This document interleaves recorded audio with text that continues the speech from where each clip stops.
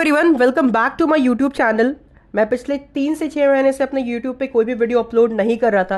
I was just uploading some shorts, but I am thinking of कि मैं अब video यहाँ पे कंटिन्यू करूँगा। So the market was very much interesting today. अगर आप लोग निफ्टी बैंक को देखोगे तो निफ्टी बैंक में मॉर्निंग में काफ़ी अच्छा एक बुलिश मूव था, फिर अचानक से मार्केट फॉल कर जाता है, right. And the fall was almost of 1100 points which is really massive. अगर आप निफ्टी 50 देखो तो सेम चीज इसमें भी हुआ था, एक बुलिश मूव आया, उसके बाद अचानक से रिवर्सल आ गया। If you guys are connected with me on Instagram, right, तो मैं पिछले 1 महीने से अपने इंस्टाग्राम स्टोरीज के थ्रू आप लोग को बताना चाह रहा हूँ एंड बार बार मैं ये बात बोल रहा हूँ that market can be really very much volatile to sideways for at least next 3 to 6 months। सो मैं ये क्यों बोल रहा हूँ उसका भी मैं आपको रीजन आउट बताऊंगा एंड मार्केट फॉल क्यों किया, will also look out after that. And कल हम लोग अपने ट्रेड्स को कैसे प्लान कर सकते हैं in the index and in the stocks, so we'll plan about that too. So there are many traders who trades in stocks as well as there are many traders who trade in the FNO segment, so this particular video will be helpful for both of them. So don't skip this video, it will really add value in your trading journey. So the very first stock which I've selected is Granules। अब Granules तो मैंने select किया, but select किया कैसे, इसके पीछे का logic क्या था। अगर ग्रैनुअल्स को आप लोग क्लोजली देखोगे डेली टाइम फ्रेम में तो पिछले 6 दिन से ये स्टॉक वन साइडेड रैली दिखा रहा है। The stock was trading almost around at a level of 500। ये स्टॉक 500 के लेवल पे ट्रेड कर रहा था। 500 से ये जो स्टॉक का वैल्यू अभी 564 हो गया। इसका मतलब ये जो स्टॉक में 11% का मूव आया है since last 6 days, which is not at all healthy. Market में जब भी कोई मूव आता है ऊपर की साइड या नीचे के साइड, द मार्केट और the stock has to retrace back. मतलब प्राइस का एक बेसिक प्रिंसिपल होता है, प्राइस जब भी ऊपर जाता है उसके बाद it has to retrace back for a continuation. तो ग्रैनुअल्स में भी आपको कुछ सिमिलर स्ट्रक्चर दिख रहा होगा। ग्रैनुअल्स में देख क्या रहा है, यहाँ पे 6 दिनों से एक अपसाइड मोमेंटम था, अब यहाँ पे फाइनली एक बेरिश कैंडल का फॉर्मेशन है।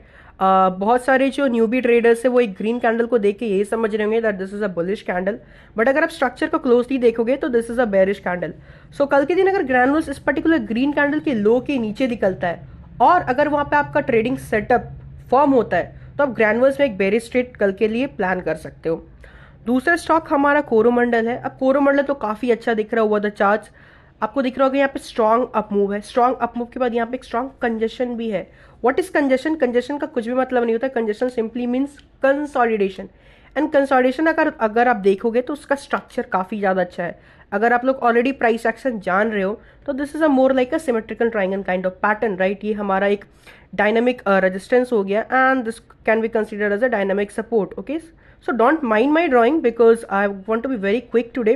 So yeah, this is a symmetrical triangle and इस particular pattern का formation कब हो रहा है? After a very strong healthy trend। एक healthy trend के बाद stock consolidate किया almost for I guess 1-2 months, उसके बाद एक sharp breakout दिखा रहा है। So this is looking very lucrative for the swing trading as well as for the intraday trading। So कल के दिन अगर कोरोमंडल अपने हाई इस पर्टिकुलर कैंडल के हाई के ऊपर निकलता है तो आप लोग इसमें एक बुलिश ट्रेड प्लान कर सकते हो। Another stock is Glenmark which is to looking pretty good. अगर आप लोग यहाँ पे देखोगे ग्लेनमार्क में भी एक अपसाइड मोमेंटम है। अपसाइड मोमेंटम के बाद अगर आप देखोगे 4-5-6 कैंडल में तो यहाँ पे स्ट्रेंथ था 1 2 3 4 5 6। उसके जो मोमेंटम है एक ऊपर की साइड प्राइस मूव तो कर रहा है लेकिन कोई स्ट्रेंथ नहीं है मूव में। एंड टॉप पे आपको डोजी कैंडल का फॉर्मेशन दिख रहा है। Whenever there are formation of doji candle and either that is near the resistance और नियर द टॉप लेवल, तो बहुत हाई चांसेस होता है कि प्राइस वहां से रिट्रेस बैक करे।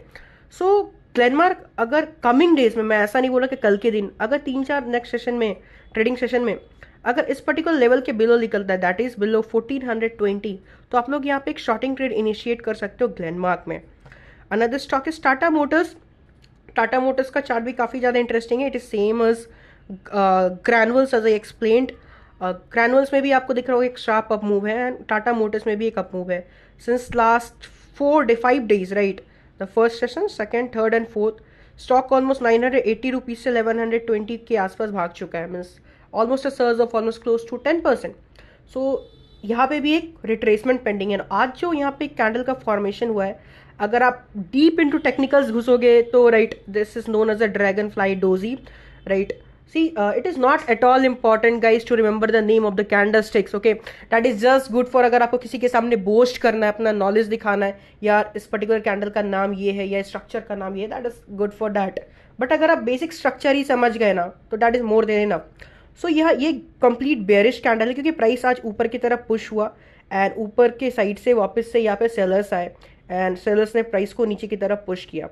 सो टाटा मोटर्स कल के दिन अगर इस पर्टिकुलर ड्रैगन फ्लाई डोजी या इन्वर्टेड हैमर कैंडल के बिलो निकलता है तो आप लोग यहाँ पे टाटा मोटर्स में एक शॉर्टिंग ट्रेड प्लान कर सकते हो। Now let's discuss about Nifty bank and Nifty 50। ये 4 स्टॉक्स है, आप इसको रडार पे रख सकते हो। अगर लेवल्स के ऊपर या नीचे निकलते हैं और अगर आपका वहाँ पे ट्रेडिंग सेटअप फॉर्म होता है, जो भी आप स्ट्रैटेजी से ट्रेड करते होगे, तो ही आप एंटर कर लें, एल्स ब्लाइंडली एंटर नहीं करना आप। And let's come back to Nifty bank. Nifty bank में आपको दिख रहा होगा टॉप से लेके डाउन तक ऑलमोस्ट 1100 पॉइंट का फॉल है। So I was you guys must be curious कि मैं लास्ट एक महीने से कैसे ये चीज बोल रहा हूँ that market can be really sideways to volatile for next 3 to 6 months। Let's understand about that. So if you guys will switch to weekly time frame, तो प्राइस का कुछ सर्टेन बिहेवियर होता है गाइज।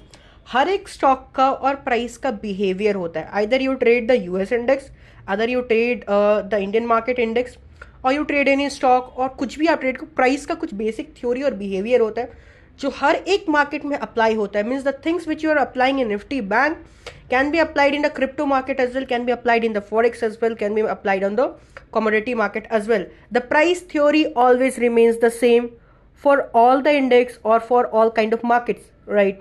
So Nifty बैंक का कुछ behavior है because price का कुछ basic behavior होता है।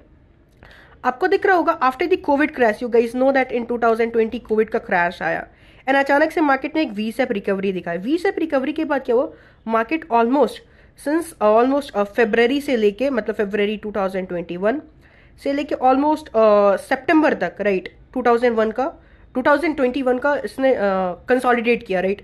ये कंसोलिडेशन पीरियड था, मतलब जब भी मार्केट में एक ऊपर साइड का पुश आ रहा है तो मार्केट मिनिमम 3 से 6 महीने के लिए कंसोलिडेट करा। उसके बाद वापस से यहाँ पे एक ब्रेकआउट आया, ये ब्रेकआउट सस्टेन नहीं किया, वापस से प्राइस कंसोलिडेट करने लगा। एंड यहाँ पे कंसोलिडेशन क्यों आया, उसके पीछे एक रीजन भी है। बिकॉज अगर आप ये लोअर लेवल देखोगे, अगर इस पर्टिकुलर कैंडल का लो है ऑलमोस्ट 16,100 अप्रॉक्सीमेटली, 16,100 से लेके जो निफ्टी बैंक है वो ऑलमोस्ट क्लोज टू जो हाई लगाया था 37,000, मतलब डबल हो गया। एंड यूजुअली जो भी इंडेक्स का जो रिटर्न होता है दैट इज बैंक निफ्टी और निफ्टी, ये यूजुअली पूरे साल में ऑलमोस्ट 10 से 15% का एवरेज रिटर्न देते हैं। अगर आप CAGR भी देखोगे, right, if you will calculate the compounding annual growth rate of any index, तो उसका ऑलमोस्ट 10 से 15% हो जाता है। अब जब भी मार्केट ऑलरेडी 10 से 15% का रिटर्न ऑलरेडी इन्वेस्टर्स को दे चुका होता है, तो बहुत कम चांसेस होते हैं कि वापस से प्राइस और ऊपर जाए, राइट, और आपको एक्स्ट्रा 5%, 10%, 15% का रिटर्न दिखाए। वो रेयरली होता है, पूरे डेकेड में 1 या 2 बार होता है। यूजुअली जब भी स्टॉक या इंडेक्स 10 से 15% का आपको रिटर्न किसी भी इन्वेस्टर को दे देता है, उसके बाद स्टॉक कंसोलिडेट करने लगता है मिनिमम 6 महीने के लिए या साल भर के लिए।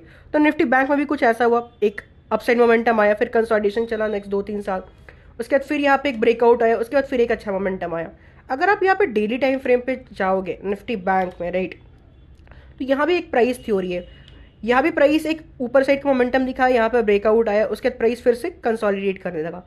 एंड जब भी कंसोलिडेशन किसी इंडेक्स में होता है तो usually it is volatile, price sideways हो जाएगा, ऊपर नीचे का साइड बहुत ज़्यादा ही वाइल्ड स्विंग्स आपको दिखाएगा। एंड इस समय आप ट्रैप ट्रेडिंग का जो कॉन्सेप्ट है, बेसिकली इस समय जो ट्रेड्स होते हैं, जो ब्रेकआउट और ब्रेकडाउन फेलियर के ट्रेड्स होते हैं, ये 3 से 6 महीने बहुत अच्छे चलेंगे। क्यों? क्योंकि मार्केट में जो भी लेजिट आपको जो ब्रेकआउट्स मिलेंगे वो ज़्यादातर फेल हो जाएंगे।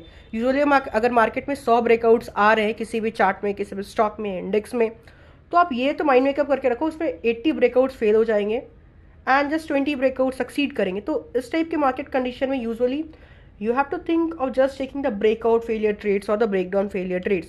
एंड निफ्टी बैंक में भी फिर यहाँ पे कंसोलिडेशन आया। एंड जैसे ही इलेक्शन का रिजल्ट आया, राइट, इलेक्शन के रिजल्ट के बाद थोड़ा सा बीजेपी का गवर्नमेंट अनस्टेबल है इंडिया में, you know, because BJP has not got the majority. Market यहाँ पे फॉल करता है एंड वापस से अगर आप बॉटम देखोगे, द बॉटम इज ऑन 46,000 से ये जो इंडेक्स है that is Nifty bank almost 53,000 भाग जाता है।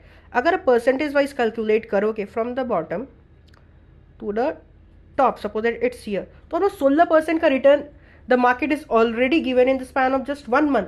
अगर 16% का रिटर्न निफ्टी बैंक ऑलरेडी दे चुका है आपको प्रीवियस 1 महीने में, इसका मतलब क्या हुआ, नेक्स्ट 6 से 1 साल या 3 महीने बहुत हाई प्रोबेबिलिटी है that Nifty bank and Nifty 50 will consolidate for a long period of time. मतलब ना आपको कुछ पॉजिटिव रिटर्न दिखाएगा, ना नेगेटिव रिटर्न दिखाएगा। मार्केट एक रेंज में कंसोलिडेट करने लगेगा। जब भी मार्केट एक रेंज में, टाइट रेंज में कंसोलिडेट करता है, तो उसमें होता है कि वाइल्ड स्विंग्स क्रिएट होता है कुछ इस तरह, आपको वाइल्ड मूव्स मिलेंगे, मतलब एक दिन में 500%, आई नॉट 500%, 500 पॉइंट्स का मूव या 1000 पॉइंट का मूव, आपको कुछ इस तरह से स्विंग्स दिखेंगे।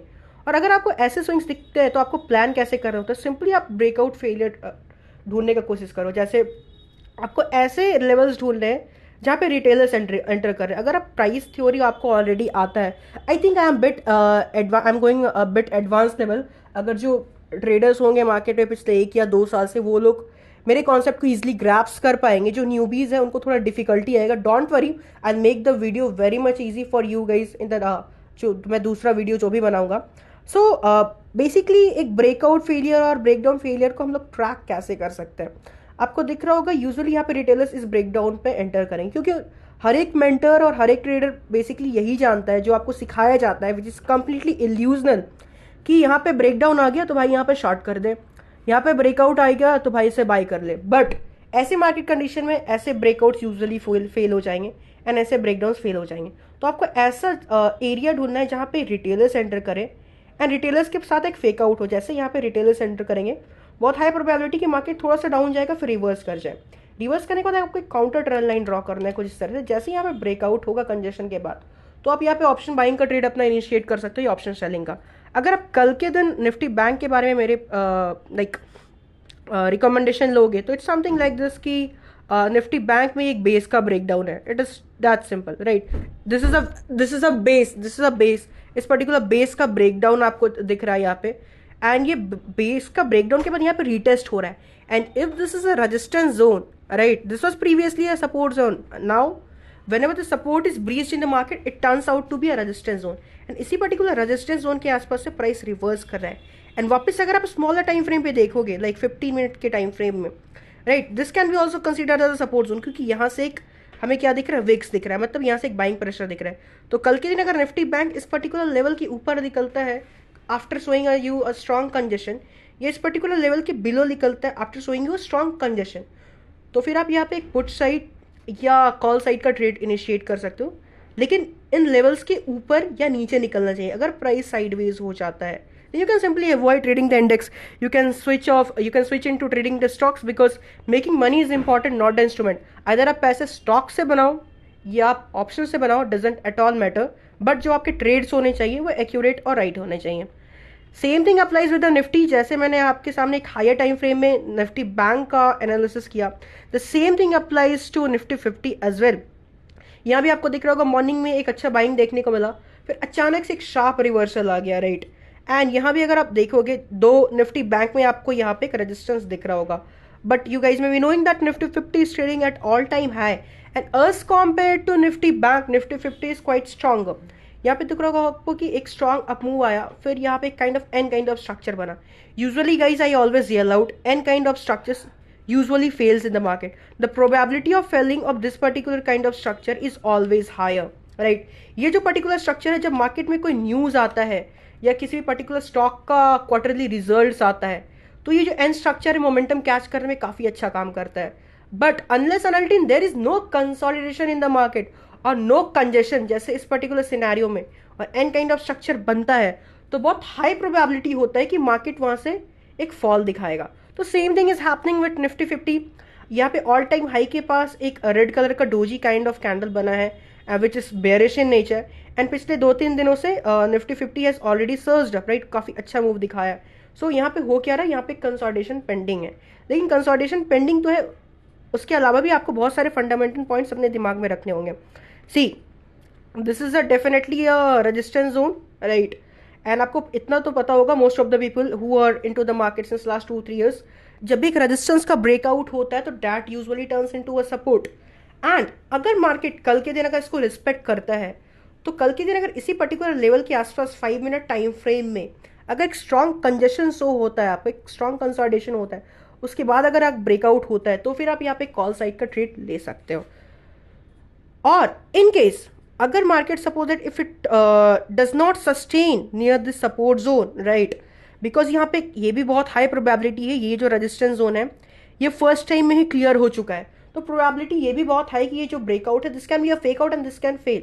अगर यहाँ पे ये ब्रेकआउट फेल होता है तो simply you can draw a trend line, this is a trend line, right, and इसी पर्टिकुलर ट्रेंड लाइन के आसपास अगर यहाँ पे कंजेशन शो हो इन 5 मिनट टाइम फ्रेम, एंड जैसे ही आपको इस पर्टिकुलर ट्रेंड लाइन का ब्रेकडाउन दिखे, तो जो भी आपका एड द मनी या in the money put option होगा, आप वहाँ पे अपने ट्रेड्स को इनिशिएट कर सकते हो. So basically we are planning for a bullish trade and a bearish trade in both the index for tomorrow. But मैंने कुछ लेवल्स मेंशन किए हैं, अगर उन लेवल्स के ऊपर या नीचे निकलता तो ही आपको ट्रेड्स इनिशिएट करना है, else not. I also give you this 4 stocks, इसमें भी आपको लेवल्स को ध्यान पे रखना है. And until unless your setup is not formed in the market, you have to not initiate any trade. So I hope this particular video would be helpful. Thank you. See you in another video.